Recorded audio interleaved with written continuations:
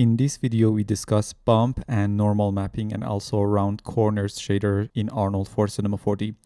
Using bump mapping, you can simulate grooves and imperfections like wood grain, for example, on a surface. Always remember, when using bump mapping, unlike displacement mapping, you only simulate the effect of the grooves. You don't actually create any new geometry.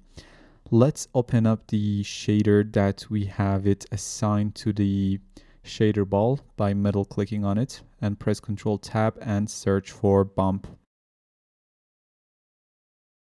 As you can see, we have two bump nodes, bump 2D and bump 3D, with similar functionalities. The difference here is that you can use bump 2D node to produce bump mapping based on a 2D texture, and bump 3D needs a 3D input. So add a bump 2D node.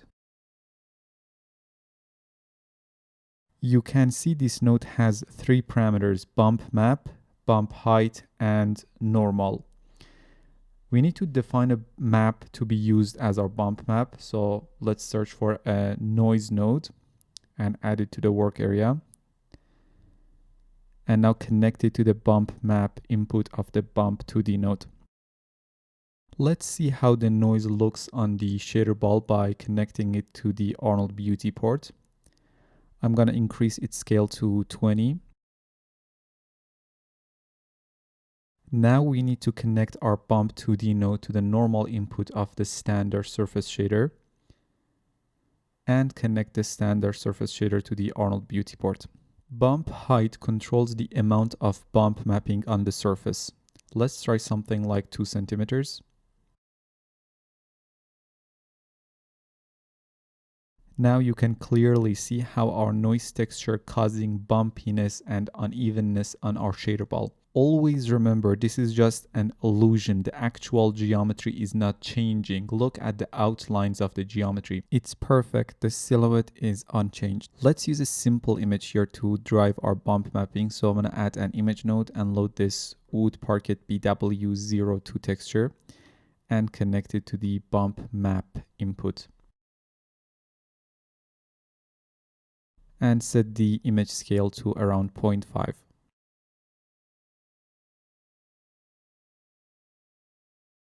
So as you can see, where the texture is white, we see bumps, and where it is darker, we see indents.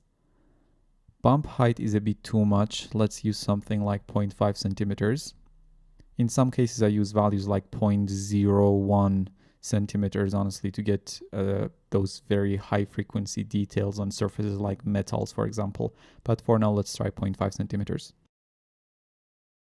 Now we get these very nice details added to the surface. Next, we have this normal input that can be used to chain up multiple bump or normal maps. I'll get back to that in a few moments, but before that, let's talk about normal mapping in Arnold for Cinema 4D. You can use normal textures instead of these regular grayscale images. When you use a grayscale image as your bump map, you are only specifying two directions, up and down. But normal maps are RGB textures and can give a direction to the bumpiness and unevenness effect, so therefore they can be actually more real. Even though you can load your normal map in a bump 2D node, just simply by connecting it to the bump map input, but the better way is to use a normal map node. I'm going to search for a normal map and add it to the work area. Add an image node and let's load this wood parquet 02 normal map texture here.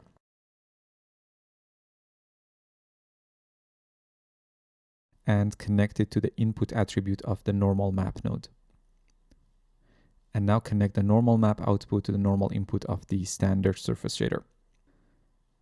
And set the scale U and V of the image to around 0.75 centimeters, so it looks a bit bigger on the shader ball. Now we get this beautiful, more detailed normal mapping, which feels more realistic compared to a simple bump mapping, as the input map has more data and information, therefore the output is going to be just better. Now we have a few options in the normal map node. First off, we have strength, which increases or decreases the normal map effect. Let's try 0.5. 1, 2, and 3. As you increase it, the effect will be more pronounced. I'm going to set it to 2 for now. Now, tangent space controls if the input map is in world space or tangent space. So depending on how the input map was generated, you check or uncheck this option. Normally it's in tangent space. Then we have order, which lets you shuffle the input map's RGB or XYZ channels order. So if a particular normal map out of a sculpting tool, for example, didn't exactly work like you would think it would, you can actually shuffle the orders of the channel to see if it's going to work and look better. We have invert X, Y, and Z, which allows you to invert X, Y, and Z or RGB channels. We have this color to signed, which for 8-bit maps, if enabled, the input is remapped to the -1 to 1 range, so we can get more data out of our normal maps. Now, if you have a tangent map from your sculpting app, you need to connect it to this tangent input. And finally, we have this normal input. This is similar to the normal input in the Bump 2D node, and this allows you to chain up multiple normal or bump maps. We have this Parquet normal map applied to our surface, right? Let's say in addition to this, I would like to have a Bump 2D node that has a noise map as its input map to add some general unevenness to the surface underneath the Parquet, right? And this is really essential. For most surfaces, you need to have like a overall noise element, overall unevenness element to just make it more realistic. So I'm gonna add a noise node and set its scale to, let's say, around 20, and add a Bump 2D node and set the noise as the Bump 2D input. Now, the normal input of the standard surface shader is already occupied, obviously, by the Parquet normal map. So how can we add the Bump 2D node? We simply connect it to the normal input of the normal map node.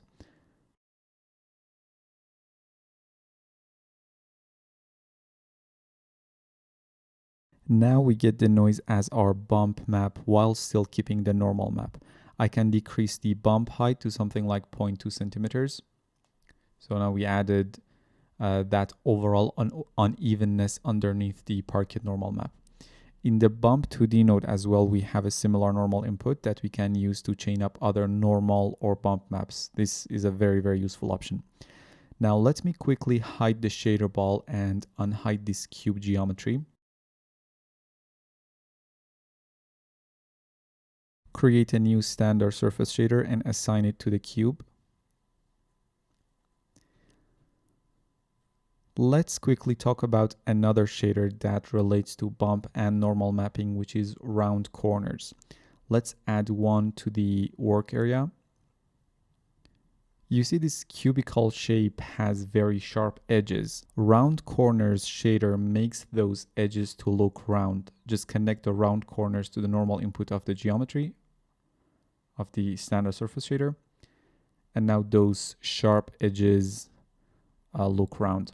There are some self-explanatory options. The most important one is the radius.